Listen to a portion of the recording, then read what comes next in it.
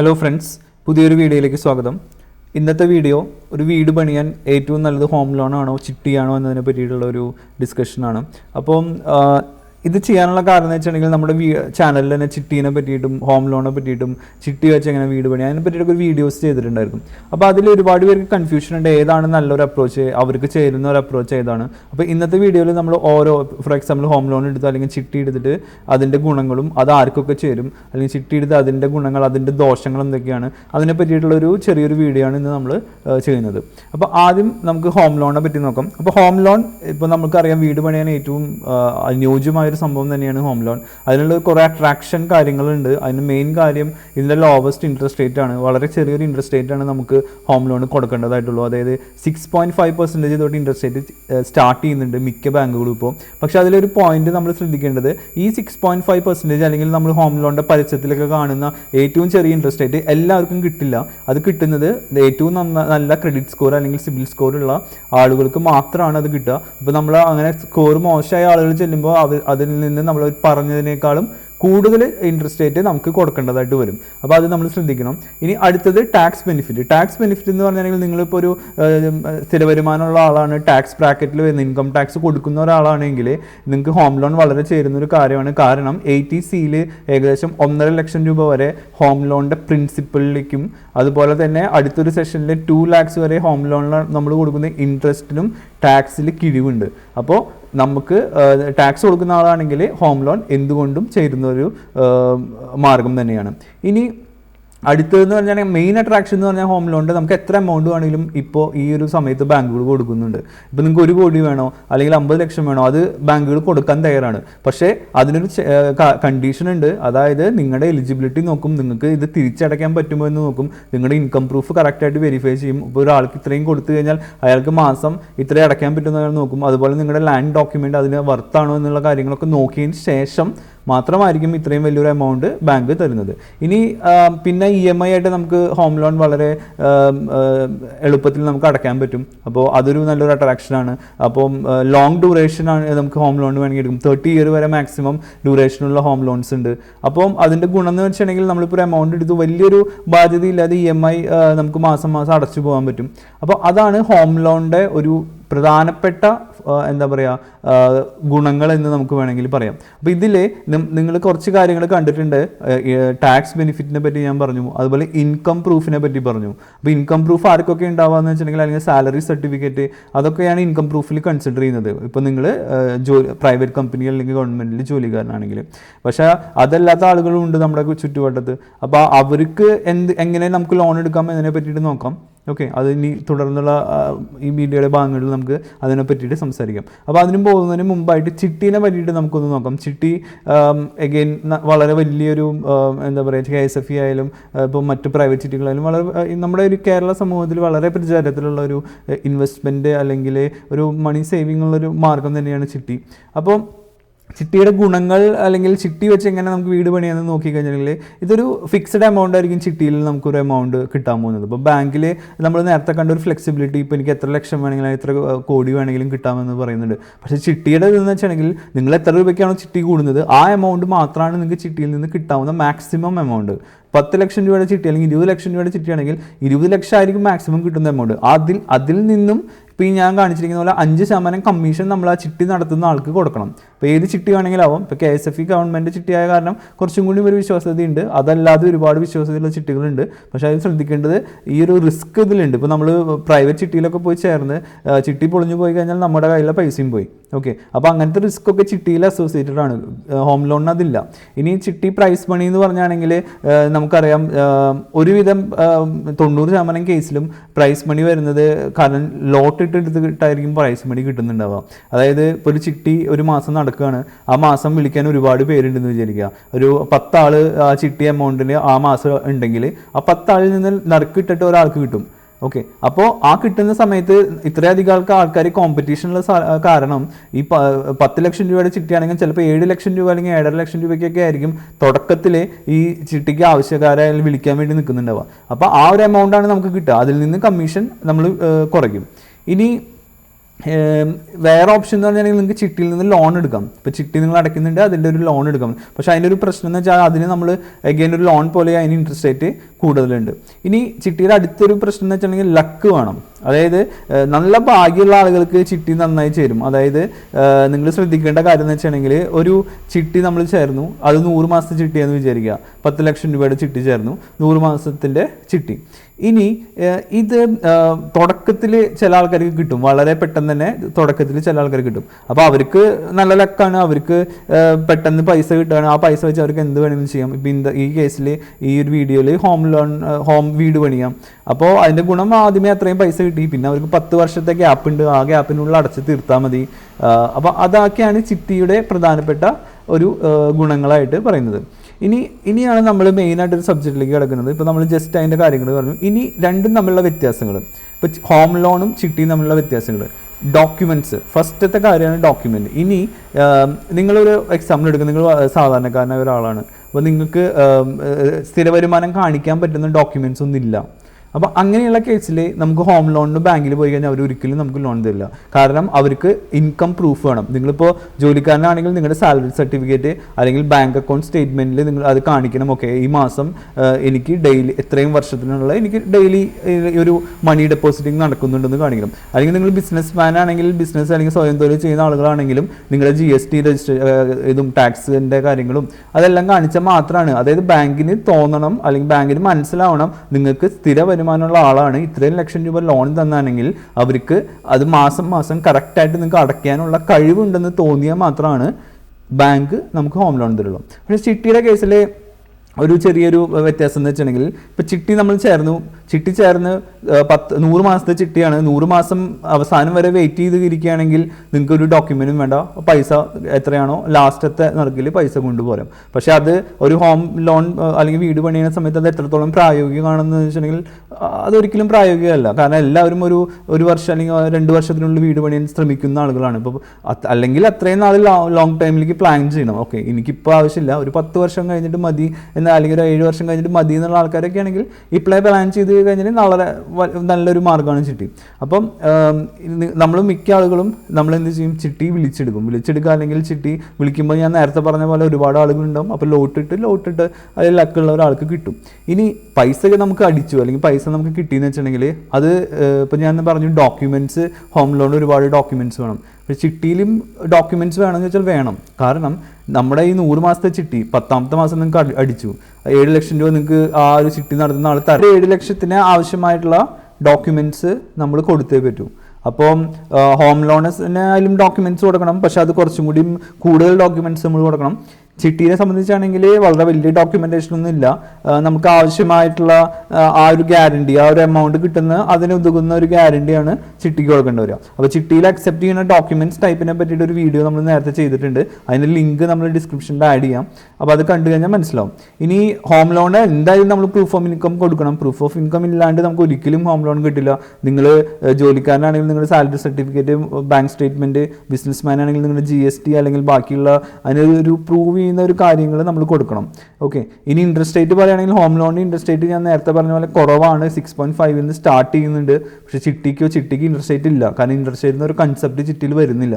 കാരണം നമ്മൾ ചിട്ടി ലോണൊന്നല്ല എടുക്കുന്നത്. പ്രൈസ് മണി കിട്ടി, പ്രൈസ് മണിക്ക് നമ്മൾ ഗ്യാരണ്ടി കൊടുത്തു കഴിഞ്ഞാൽ പ്രൈസ് മണി നമുക്ക് കയ്യിൽ കിട്ടുന്നു. അതിനുശേഷം നമുക്ക് അതിലൊരു എമൗണ്ട് യൂസ് ചെയ്യാം. ഇനി യാതൊരുവിധ ഇൻട്രസ്റ്റ് നമ്മൾ ചിട്ടിയിലേക്ക് കൊടുക്കേണ്ട ആവശ്യമില്ല. അത് ഹോം ലോണും ചിട്ടിയും തമ്മിലുള്ള ഒരു വ്യത്യാസത്തിൽ പ്രധാനപ്പെട്ട വ്യത്യാസം തന്നെയാണ്. ഇൻട്രസ്റ്റ് ചിട്ടിയിൽ വരുന്നില്ല. ഇനി EMI നമ്മൾ ലോണിന് നമ്മൾ മാസം മാസം അടയ്ക്കണം. ചിട്ടിയിലായാലും നമ്മൾ മാസം മാസം പൈസ ചിട്ടിയിലേക്ക് അടയ്ക്കണം. ഇനി അതിൽ വേറൊരു ഹൈലൈറ്റ് പറയുകയാണെങ്കിൽ ഇപ്പോൾ നമ്മൾ ഹോം ലോൺ എടുത്ത് അവസാനം ഒരു 15 വർഷത്തൊക്കെ കഴിഞ്ഞ് നോക്കുമ്പോൾ ഇൻട്രസ്റ്റിൻ്റെ രീതിയിൽ തന്നെ നല്ലൊരു എമൗണ്ട്, ലക്ഷക്കണക്കിന് രൂപ നമ്മൾ അടച്ചിട്ടുണ്ടായിരിക്കും. അപ്പോൾ ചിട്ടിയിൽ ഏകദേശം 80% കേസിലും നമ്മൾ കിട്ടുന്ന പൈസയുടെ അടുത്ത് മാത്രമാണ് നമ്മൾ അടയ്ക്കുന്നുണ്ടാവുക. അതിലൊരു രൂപ പോലും ഇൻട്രസ്റ്റ് ആയിട്ടോ അല്ലെങ്കിൽ എക്സ്ട്രാ ഒന്നും അടയ്ക്കുന്നുണ്ടാവില്ല. ഇനി നമുക്ക് അടുത്തതായിട്ട് നോക്കാം. ഒരു 10 ലക്ഷം രൂപ നിങ്ങൾ ഹോം ലോൺ എടുക്കാമെന്ന് വിചാരിക്കുക. അതായത് ഇപ്പോൾ ഈ ഒരു ഇതിൽ കാണുന്നത് 10 ലക്ഷം രൂപ എത്രയാണ് ഇൻട്രസ്റ്റ് റേറ്റ് കൊടുത്തിരിക്കുന്നത്? 8% ഞാൻ ഇൻട്രസ്റ്റ് റേറ്റ് കൊടുത്തിരിക്കുന്നത്. ഞാൻ 6.5 തുടങ്ങുന്നു പറഞ്ഞു. പക്ഷേ അതിൽ ഒരു പ്രശ്നം എന്ന് പറഞ്ഞാണെങ്കിൽ സിബിൽ സ്കോർ ഡിപ്പെൻഡൻ്റ് ആണ്. അപ്പോൾ ഞാനൊരു ആവറേജ് ഉള്ള രീതിയിലാണ് 8% ഇട്ടിരിക്കുന്നത്. അപ്പോൾ ചിലപ്പോൾ നിങ്ങൾക്ക് ഇതിൽ കുറഞ്ഞ ഇൻട്രസ്റ്റ് റേറ്റിൽ കിട്ടാം, പക്ഷേ ഇനിയും കൂടാനുള്ള സാധ്യത വരെ ഉണ്ട്. ചില ബാങ്കുകൾ 8ഉം 8.5 ഒക്കെ കൊടുക്കുന്നുണ്ട് ഇപ്പോഴും. ഇനി ലോണിൻ്റെ കാലാവധി ഞാൻ ഇതിൽ ഇട്ടിരിക്കുന്നത് 10 വർഷമാണ്. അപ്പോൾ 10 ലക്ഷം രൂപ 8% ഇൻട്രസ്റ്റ് റേറ്റിൽ 10 വർഷത്തേക്ക് എടുക്കുകയാണെങ്കിൽ നിങ്ങൾ അടയ്ക്കുന്ന EMI എന്ന് പറഞ്ഞാൽ മാസം അടയ്ക്കേണ്ട EMI എന്ന് പറഞ്ഞാൽ 12,000 രൂപയുടെ അടുത്താണ് നിങ്ങൾ അടയ്ക്കേണ്ട EMI. ഇനി എത്ര രൂപ നമ്മൾ അവസാനം ഈ 10 വർഷത്തിനുള്ള എത്ര രൂപ നമ്മൾ അടയ്ക്കും, അതായത് ഇൻട്രസ്റ്റ് എത്ര അടയ്ക്കും, പലിശ ഇനത്തിൽ തന്നെ ഏകദേശം 4.5 ലക്ഷം രൂപയുടെ അടുത്ത് പലിശ നിങ്ങൾ അടയ്ക്കണം. ഓക്കെ, അവസാനം 10 വർഷം കഴിയുമ്പോൾ നിങ്ങൾ അടയ്ക്കുന്ന എമൗണ്ട് ഏകദേശം 15 ലക്ഷം രൂപയാണ്. ഈ 10 ലക്ഷത്തിന് ചിട്ടിയെന്ന് വിചാരിക്കുക. 10 ലക്ഷത്തിന് ലോൺ നമ്മൾ കണ്ടു, 10 ലക്ഷത്തിന് ചിട്ടിയാണ്. അപ്പോൾ ഒരുവിധം എല്ലാ ചിട്ടികളും 10 ലക്ഷത്തിന് ചിട്ടി എന്ന് പറഞ്ഞാൽ 100 മാസമാണ് ചിട്ടി, ഏകദേശം ഒരു 8.5 വർഷം ആണ് ചിട്ടി. അപ്പോൾ നമ്മൾ നേരത്തെ അവിടെ കണ്ടു അതൊരു കറക്റ്റ് 10 വർഷമാണ് കേട്ടോ നമ്മൾ ഹോം ലോൺ എടുത്ത്. ഇത് ഒരിക്കലും 10 വർഷം വരില്ല, അതിലും കുറവാണ്, ഏകദേശം 1.5 വർഷത്തിൽ അടുത്ത് കുറവാണ്. ഇനി 100 മാസം നമ്മൾ 10,000 രൂപ വെച്ചാണ് ഇതിൽ പറയുക. പക്ഷെ 10,000 രൂപ അടയ്ക്കേണ്ട, കാരണം ഓരോ മാസവും നമുക്ക് ഏകദേശം 2,500 രൂപ തുടങ്ങി. ഓക്കെ, എല്ലാ 100 മാസം 2,500 കിട്ടില്ല, തുടക്കത്തിൽ ഏകദേശം 2,500 കിട്ടും. അതിങ്ങനെ മാസം ഇങ്ങനെ കഴിയാറാവും തോറും അത് കുറഞ്ഞ് അവസാനം ഒരു 80ാമത്തെ മാസമൊക്കെ കഴിയുമ്പോൾ 80-85 മാസം കഴിയുമ്പോൾ വളരെ ചെറിയൊരു എമൗണ്ടിലേക്ക് മാറും. അവസാനം 90 കഴിയുമ്പോൾ ഫുൾ എമൗണ്ട് തന്നെ നമ്മൾ അടയ്ക്കേണ്ടതായിട്ട് വരും. ഓക്കെ, അപ്പോൾ തുടക്കത്തിൽ ഒരു 40-50 മാസത്തിൻ്റെ അടുത്ത് നമുക്ക് ഒരുവിധം 2,000 മുകളിൽ ഡിഡക്ഷൻ ഉണ്ടായിരിക്കും. അപ്പോൾ നമ്മൾ 10,000 രൂപയുടെ ചിട്ടിയാണെങ്കിൽ ആദ്യത്തെ ഒരു മാസം 10,000 അടയ്ക്കും, പിന്നെ മാസം തൊട്ട് 7,500 ആ ലെവലിൽ നമ്മൾ അടച്ചു പോകും. ഒരു 50 മാസത്തിൻ്റെ അടുത്ത് വരെ ഏകദേശം ഒരു 8,000 രൂപ അടയ്ക്കും. പിന്നെ 50 തൊട്ടൊരു 70 മാസം വരെ ഒരു 8,000-ന് 9,000-ന് ഇടയ്ക്ക് അടയ്ക്കും. അപ്പോൾ ഞാൻ പറഞ്ഞു വരാൻ കാരണം എന്ന് വെച്ചിട്ടുണ്ടെങ്കിൽ നമ്മൾ ഈ 10,000-ന് ചിട്ടിയാണെങ്കിൽ ഒരിക്കലും നമ്മൾ 10,000 ഫുൾ എമൗണ്ട് ഈ 100 മാസം അടയ്ക്കുന്നില്ല. കാരണം അത് ചിട്ടി വിളിച്ചു പോകുന്നതിൻ്റെ ഒരു കുറവ്, ലേലക്കുറവ് അല്ലെങ്കിൽ ഒരു ഡിഡക്ഷൻ നിങ്ങൾക്ക് കിട്ടുകയാണ്. അപ്പോൾ അത് ചിട്ടിയുടെ വളരെ വലിയൊരു അട്രാക്ഷൻ തന്നെയാണ്. അപ്പോൾ 100 മാസത്തെ ചിട്ടിയിൽ ഒരിക്കലും 10,000 അടയ്ക്കുന്നില്ല ഫുൾ 100 മാസം, അതിന് പല പൈസകളായിരിക്കും അടയ്ക്കുക. അപ്പോൾ അതിൽ ബേസിക്കായിട്ട് പറഞ്ഞു വന്ന കേസ് എന്ന് വെച്ചിട്ടുണ്ടെങ്കിൽ 10 ലക്ഷത്തിന് ചിട്ടിയാണെങ്കിൽ നിങ്ങൾ ഒരിക്കലും 10 ലക്ഷം രൂപ അടയ്ക്കുന്നില്ല. നിങ്ങൾ വളരെ ഏകദേശം ഒരു 2 ലക്ഷം രൂപയുടെ അടുത്ത് അല്ലെങ്കിൽ 1.5 ലക്ഷം രൂപയുടെ അടുത്ത് കുറവായിരിക്കും നിങ്ങൾ അടയ്ക്കുന്നുണ്ടാവുക. പക്ഷേ അവസാനം നിങ്ങൾക്ക് 10 ലക്ഷം രൂപ കിട്ടും. അല്ലെങ്കിൽ നിങ്ങൾ നേരത്തെ വിളിക്കുന്ന ആളാണെങ്കിൽ ആ വിളിക്കുന്ന എമൗണ്ട് എത്രയാണോ ആ എമൗണ്ട് നിങ്ങൾക്ക് കിട്ടും. അപ്പോൾ ഇതിൽ 1 രൂപ പോലും നമ്മൾ എക്സ്ട്രാ അടയ്ക്കുന്നതില്ല. പക്ഷേ ലോണിൻ്റെ കേസിൽ നമ്മൾ കണ്ടു ഏകദേശം 4.5 ലക്ഷം രൂപ എക്സ്ട്രാ നമ്മൾ അടയ്ക്കുകയാണ്. ഓക്കെ, അതിൻ്റെ ഡ്യൂറേഷൻ ഏകദേശം 1.5 വർഷം കൂടുതലാണ്. അപ്പോൾ അതൊരു മെയിൻ വ്യത്യാസം തന്നെയാണ്. ഇനി നമുക്ക് വേണമെങ്കിൽ ഒരു സാമ്പിൾസ് വാങ്ങാം. അപ്പോൾ ഒരുപാട് ആളുകൾക്കുള്ളൊരു സംശയമാണ്, ഇപ്പോൾ 10 ലക്ഷം കൊണ്ട് ആണ് നമ്മളിപ്പോൾ പറഞ്ഞത്. ഇനി ഡിഫറെൻറ്റ് ലോൺ എമൗണ്ട്, ഇപ്പോൾ 20 ലക്ഷം എടുക്കുന്ന ഒരാൾക്ക് ഇപ്പോൾ ഈ ഒരു ഫസ്റ്റത്തെ ഇതിൽ കാണുമ്പോൾ 20 ലക്ഷമാണ് ഇവിടുത്തെ ലോൺ എമൗണ്ട്, 8% പലിശ, 15 വർഷത്തെ കാലാവധി. ഓക്കെ, അപ്പോൾ അങ്ങനെയാണെങ്കിൽ എത്ര ലോൺ എമൗണ്ട് അടയ്ക്കണം? 19,000 രൂപയുടെ അടുത്ത് ലോൺ എമൗണ്ട് EMI ആയിട്ട് അടയ്ക്കണം. എത്ര രൂപ പലിശ? അതിൽ പലിശയുടെ എമൗണ്ട് നിങ്ങൾ ശ്രദ്ധിച്ചോ, ടോട്ടൽ ഏകദേശം 15 ലക്ഷം രൂപ പലിശ നമ്മൾ ഇതിൽ അടയ്ക്കുന്നുണ്ട്. അപ്പോൾ ടോട്ടൽ എത്ര എമൗണ്ട് വന്നു? എല്ലാം കൂടിയിട്ട് 34 ലക്ഷം രൂപയുടെ അടുത്ത് നമ്മൾ ഈ ലോൺ തീരുന്ന 15ാമത്തെ വർഷം നമ്മൾ കാൽക്കുലേറ്റ് ചെയ്ത് നോക്കിക്കഴിഞ്ഞാൽ ഏകദേശം നിങ്ങൾ 35 ലക്ഷം രൂപ അടച്ചു. എത്ര ലക്ഷം രൂപ നിങ്ങൾ എടുത്തത്? 20 ലക്ഷം രൂപ എടുത്തു. പലിശ ഇനത്തിൽ മാത്രം 15 ലക്ഷം രൂപ നിങ്ങൾ അടച്ചു. അപ്പോൾ ടോട്ടൽ വരുന്നത് 35 ലക്ഷം രൂപ. ഇനി അടുത്തൊരു എക്സാമ്പിളിൽ 20 ലക്ഷം തന്നെ 30 വർഷത്തേക്ക്, നേരത്തെ 15 വർഷമാണ് വേണ്ടത്, 30 വർഷത്തേക്ക് എടുത്തു. അപ്പോൾ ഇതിൽ ലോൺ EMI കുറഞ്ഞു നന്നായിട്ട്, ഏകദേശം 5,000 രൂപയുടെ അടുത്ത് ലോൺ EMI കുറഞ്ഞു. ഇവിടെ ലോൺ EMI എത്രയാണ്? 19,000-ൻ്റെ അടുത്താണ്, ഇവിടെ 14,500-ൻ്റെ അടുത്ത്. ഇനി ടോട്ടൽ ഇൻട്രസ്റ്റ്, അത് ആണ് അടുത്തൊരു പോയിന്റ്. ഇവിടെ നമ്മൾ 14 ലക്ഷമാണ് ഇൻട്രസ്റ്റ് ആയിട്ട് കൊടുത്തത്, 20 ലക്ഷം എടുത്തിട്ട് 14 ലക്ഷം രൂപ എക്സ്ട്രാ അടച്ചു. പക്ഷേ ഈ കേസിൽ 20 ലക്ഷം എടുത്തു കഴിഞ്ഞാണെങ്കിൽ 32 ലക്ഷം രൂപ നിങ്ങൾ ഇൻട്രസ്റ്റ് ആയിട്ട് അടയ്ക്കണം. ഓക്കെ, അപ്പോൾ ടോട്ടൽ എമൗണ്ട് എത്രയാണ്? 20 + 32, ഏകദേശം അവസാനം നിങ്ങൾ 30 വർഷം കഴിയുമ്പോൾ 20 ലക്ഷം രൂപ ലോൺ എടുത്തു. 30ാമത്തെ വർഷം നിങ്ങൾ എത്തുമ്പോൾ ഏകദേശം എത്ര രൂപ അടച്ചു? 52 ലക്ഷം രൂപ അടച്ചു. ഏകദേശം 32 ലക്ഷം രൂപ കൂടുതൽ നിങ്ങൾ ഈ ലോണിൻ്റെ കേസിലേക്ക് അടച്ചു. ഓക്കെ, ഇനി അടുത്തത് വീണ്ടും ഞാനൊരു എക്സാമ്പിൾ എടുക്കുകയാണ്. 30 ലക്ഷം രൂപ എടുക്കുന്ന ഒരു ആൾ 8% പലിശയിൽ 30 വർഷത്തേക്ക് എടുത്തു. അയാൾ മാസം അടയ്ക്കുന്നത് EMI 22,000 രൂപ EMI അടയ്ക്കണം. ടോട്ടൽ ഇൻട്രസ്റ്റ് ഏകദേശം എത്രയാണ്? 50 ലക്ഷം രൂപയാണ് അയാൾ ഇൻട്രസ്റ്റ് അടയ്ക്കാൻ പോണത്. ഓക്കെ, അത് ടോട്ടൽ പേയ്മെൻറ്റ് എത്രയാണ്? അതായത് നമ്മൾ എടുത്ത പൈസയും ഇൻട്രസ്റ്റും കൂടി ഏകദേശം അയാളെ 80 ലക്ഷം, അതായത് 79,24,000 രൂപയുടെ അടുത്ത് അയാൾ അടയ്ക്കണം 30ാമത്തെ വർഷം അടയ്ക്കുമ്പോൾ. അപ്പോൾ നിങ്ങൾക്ക് കിട്ടുന്ന എമൗണ്ട് 30 ലാക്സ്, 30 വർഷം കഴിയുമ്പോൾ നിങ്ങൾ 80 ലക്ഷം രൂപ അടച്ചിട്ടുണ്ടായിരിക്കും. ഇനി അത് ലോൺ എമൗണ്ട് 30 ലക്ഷം എടുത്തു, 8% ഇൻട്രസ്റ്റ് റേറ്റ് 20 വർഷത്തേക്ക്. 20 വർഷമാകുമ്പോൾ ടോട്ടൽ ഇൻട്രസ്റ്റ് പേയ്ബിൾ കുറയും, ലോൺ EMI ഇത്തിരി കൂടും, ടോട്ടൽ എമൗണ്ട് 60 ലക്ഷം രൂപ അടിക്കും. അപ്പോൾ ഇനി ഇതിൽ ഒരു പോയിന്റ് എന്ന് വെച്ചാണെങ്കിൽ നമ്മളിപ്പോൾ വലിയൊരു കാലാവധിയാണ് പറയുന്നത്, 30 വർഷം, 20 വർഷം. അപ്പോൾ ഇപ്പം നമ്മൾ ഈ ഒരു 2021 നോക്കുന്ന സമയത്ത് നമുക്ക് തോന്നും, അയ്യോ 80 ലക്ഷം രൂപ അടയ്ക്കണം, എനിക്ക് ആകെ കിട്ടുന്നത് 30 ലക്ഷമാണ് കിട്ടുന്നത്, 80 ലക്ഷം രൂപ ഞാൻ 30 വർഷം കഴിയുമ്പോൾ എനിക്ക് അടച്ചു തീർക്കണം. അപ്പോൾ അതിലൊരു മെയിനായിട്ട് കാര്യം ചിന്തിക്കുന്നുണ്ട് നമ്മുടെ ഈ മണി വാല്യൂ ആണ്. ഓക്കെ, മണി വാല്യൂ ആ സമയത്ത് ഈ 30 ലക്ഷത്തിന് അല്ലെങ്കിൽ എക്സ്ട്രാ അടയ്ക്കുന്ന പൈസ എന്ന് പറഞ്ഞാൽ ഒരു വലിയൊരു ഡിഫറൻസ് ഉണ്ടാവാനുള്ള സാധ്യത കുറവാണ് ഇന്നത്തെ ഒരു സിറ്റുവേഷൻ വെച്ച് നോക്കുകയാണെങ്കിൽ. അപ്പോൾ ഇപ്പോൾ തോന്നുന്നു നമുക്ക് വലിയൊരു എമൗണ്ട് ആണ്, പക്ഷേ ആ ഒരു ഡ്യൂറേഷൻ ഇങ്ങനെ കാലാവധി പോകുന്തോറും മണി വാല്യൂവിൽ വ്യത്യാസം ഉണ്ടാവുമെന്ന് നമുക്ക് എല്ലാവർക്കും അറിയാം. അപ്പോൾ ആ ഒരു കാലാവധിയിൽ വരുന്ന സമയത്ത് ഈ ഒരു എമൗണ്ട് വലിയൊരു എമൗണ്ട് ആയിട്ട് നമുക്ക് മാറില്ല. പക്ഷേ എന്തൊക്കെ പറഞ്ഞാലും ഒരു എക്സ്ട്രാ എമൗണ്ട് നമ്മൾ ഉറപ്പായിട്ടും ഹോം ലോണിൻ്റെ കേസിൽ അടയ്ക്കുന്നുണ്ട്. ചിട്ടിയുടെ കേസിൽ അങ്ങനെ ഒരു ലോൺ എമൗണ്ട് എക്സ്ട്രാ അടയ്ക്കുന്നില്ല. ഇനി ആർക്കൊക്കെ ചിട്ടി ചേരും അല്ലെങ്കിൽ ആർക്കൊക്കെ ഹോം ലോൺ ആണ് നല്ലതെന്ന് പറഞ്ഞു കഴിഞ്ഞാണെങ്കിൽ, ഇപ്പോൾ നിങ്ങൾക്ക് ഒരു സ്ഥിരമായിട്ട് ജോലിയുണ്ട്, സ്ഥിരമായിട്ട് ഇൻകം കിട്ടുന്നുണ്ട്, അല്ലെങ്കിൽ സ്ഥിരമായിട്ടൊരു ബിസിനസ് ഉണ്ട്, അതിലും നിങ്ങൾക്ക് നല്ല രീതിയിൽ ഇൻകം കിട്ടുന്നു, അങ്ങനെയുള്ള ആളുകൾക്ക് എപ്പോഴും ഹോം ലോൺ തന്നെയാണ് നല്ലത്.